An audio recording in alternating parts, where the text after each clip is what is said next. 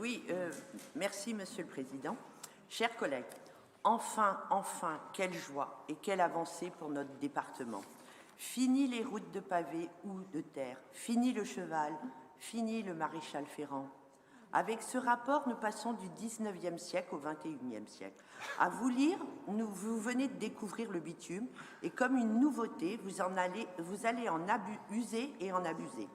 Paradoxalement, vos intentions semblent nous ramener 2 siècles en arrière, tant elles sont contraires aux défis environnementaux que nous avons collectivement à relever. Le réseau routier départemental est, à notre avis, plutôt en bon état, même s'il doit être amélioré. Il suffit de quitter le Finistère pour s'en apercevoir. Il est toujours aisé de prendre des références dans le passé, et je vous cite. Baisse des investissements de 25% entre 2014 et 2021 sur les infrastructures routières, sans vraiment analyser le contenu, en occultant les réalisations des années précédentes, comme le pont de Térénèse et la voie de contournement de Quimper Nord-Ouest, pour un montant de près de 90 millions d'euros en investissement sur la période précédente. Et il ne faut pas être sorti de Saint-Cyr ni être consultant à McKinsey pour faire une analyse concluant à une baisse du budget consacré aux infrastructures routières de ce département après des investissements aussi lourds contribuant à l'aménagement et à la continuité territoriale. Je voudrais juste faire un petit rappel sur le contexte financier de ces années-là. La perte des leviers fiscaux et par là même l'autonomie fiscale et financière du département, l'application du pacte de Cahors, des DMTO à un autre niveau. Je vais vous faire une confidence, Monsieur le Président. Vous savez, gouverner, c'est choisir.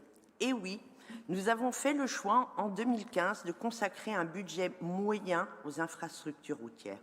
Et oui, ne vous en déplaise, ces décisions et choix politiques se concrétisent aujourd'hui par des réalisations très concrètes comme le rond-point de Kerglas à Saint-Paul de Léon, les travaux de sécurisation de la RD 770 de Ploudaniel à Lesneven, le futur aménagement du giratoire sur la 712 de Plouigneau à Morlaix, comme l'a signalé notre collègue ce matin, et dans le sud, avec l'aménagement en giratoire du carrefour de la carrière située à Confort-Mélard et Poulan-sur-Mer, RD 43, RD 765, ou l'aménagement en giratoire du carrefour de Quérilin situé à Concarneau à l'intersection des RD 783 et RD 44. Et oui, nous avons fait le choix de consacrer une grosse partie du budget à nos compétences obligatoires de solidarité humaine que sont la protection de l'enfance, le handicap, les personnes âgées et l'insertion. Et oui, nous avons fait le choix en 2015 de soutenir financièrement les équipements des communes et des EPCI de manière volontariste et audacieuse en lien avec leurs projets de territoire. Et oui, nous avons fait le choix en 2015 d'accompagner financièrement une multitude d'associations qui représentent la pluralité de ce département dans de nombreux domaines culturels, sportifs et même agricoles, comme par exemple le CIVAM, association qui valorise dans nos campagnes une agriculture respectueuse des hommes et de l'environnement, générant un modèle économique efficace et correspondant à la demande de la société. Et oui, ce sont nos choix et nous en sommes fiers. Je vous remercie. Pas pour se faire plaisir, c'est juste par honnêteté intellectuelle, quand on compare des projections budgétaires en disant on va faire un plan de 30 millions d'euros d'investissement sur le vélo, c'est très bien. Et qu'on compare ça avec du réalisé, c'est aussi, j'allais dire ça, c'est un petit peu malhonnête. Vous pourriez dire on met 100 millions d'euros, puisque vous savez que vous n'allez pas réaliser 100 millions d'euros. Les 30 millions d'euros, on verra à la fin s'ils sont réalisés ou pas. Et juste pour terminer, la collectivité, elle a une continuité. Avant, il y avait un exécutif différent de celui qu'on connaît aujourd'hui. Demain, il y aura peut-être un autre exécutif différent. Mais les projets, ils se construisent au fil de l'année sur notre territoire, avec des élus, avec des communes. Je prends un exemple, par exemple, sur les chemins de randonnée. Moi, ça fait 3 ans qu'on travaille là-dessus, parce qu'on a un problème de maîtrise foncière, de difficulté à sortir un projet.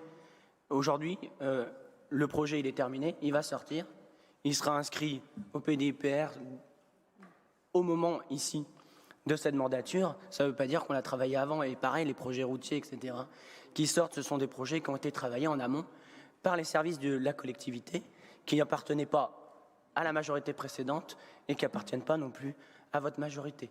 Mais c'est bien la continuité du service de l'État, enfin de la collectivité, que l'on vante ici. Oui, merci Monsieur le Président. J'ai quelques regrets à exprimer, effectivement. Je vais commencer par une question. Pourquoi ne pas avoir évoqué ce dossier en commission enfance-famille, puisque effectivement il est question d'écoles et de collèges.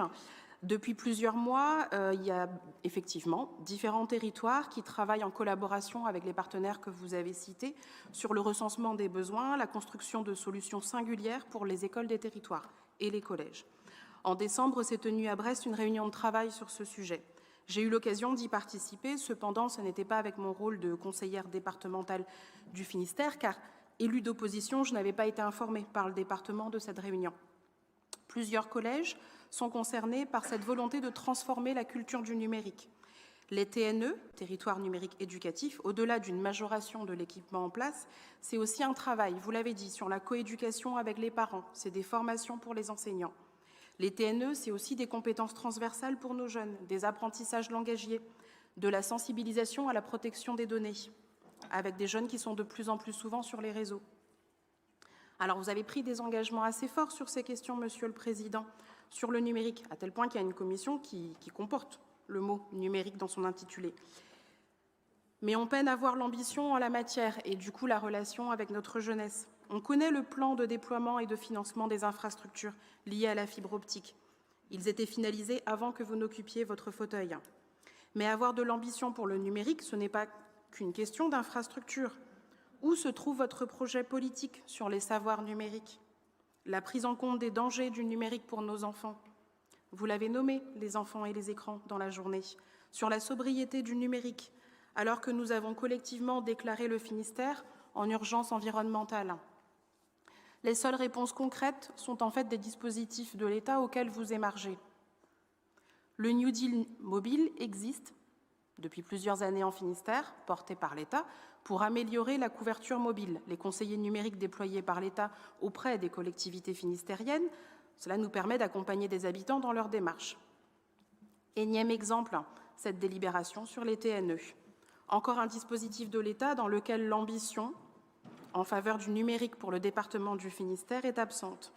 En positionnant exclusivement le département comme un lieu de transit des subventions de l'État aux collectivités qui vont investir, vous essayez de masquer votre manque d'ambition. Où est-il mention de la stratégie d'équipement numérique dans les collèges dans cette délibération? Doit-on comprendre qu'hormis ceux qui sont cités, Brest, Châteauneuf-du-Fou, Plounéo-Ménez, Pont-Croix, Plouhinec, Quimper, Quimperlé, Saint-Paul-de-Léon, les collèges publics du Finistère ne pourront pas bénéficier des crédits des TNE? Ou alors, ils vont quand même pouvoir émarger s'ils n'ont pas été ciblés? Pour la collectivité de rattachement, en tout cas de ces collèges, c'est un peu dommage. Vous dénoncez des schémas, des comités de pilotage existants par le passé. Néanmoins, c'est un énième comité qui sera décideur de votre politique pour la politique du numérique éducatif dans les collèges. Et ça, nous le regrettons et en ce sens, nous nous abstiendrons. Ouais, très rapidement, mais ce que votre intervention, vous caricaturez une fois de plus les propos de ma collègue Gaëlle Zanigui, parce que c'est pas du tout ce que nous avons dit sur le sujet des territoires éducatifs numériques, que ce soit un plan porté par l'État, c'est pas ça. Là, il y a un plan qui est déployé par l'État, ok, très bien, mais c'est quand même assez surprenant dans une délibération d'un conseil départemental qui évoque la question du numérique dans des établissements scolaires, que dans la délibération qui fait 3 pages, pas une seule fois le mot collège soit écrit. Pas une seule fois. C'est les établissements sur lesquels le département a la charge. Ce que l'on dénonce, et l'a très bien précisé Gaëlle à l'instant, c'est comment cela s'articule avec une réelle politique éducative du numérique dans les collèges du département du Finistère.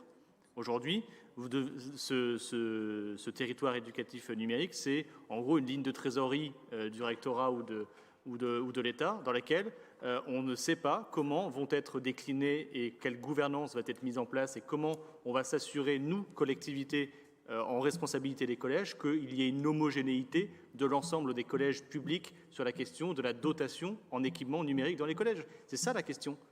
Donc là, vous confiez, vous donnez, entre guillemets, les livres de compte du département avec 9 millions qui sont abondés à 50% par l'État et à 50% par les collectivités qui auront des projets. Mais comment garantissons-nous que l'ensemble des collèges publics du département du Finistère, dans ce dispositif, seront dotés d'équipements de manière homogène sur le territoire? C'est ça la question.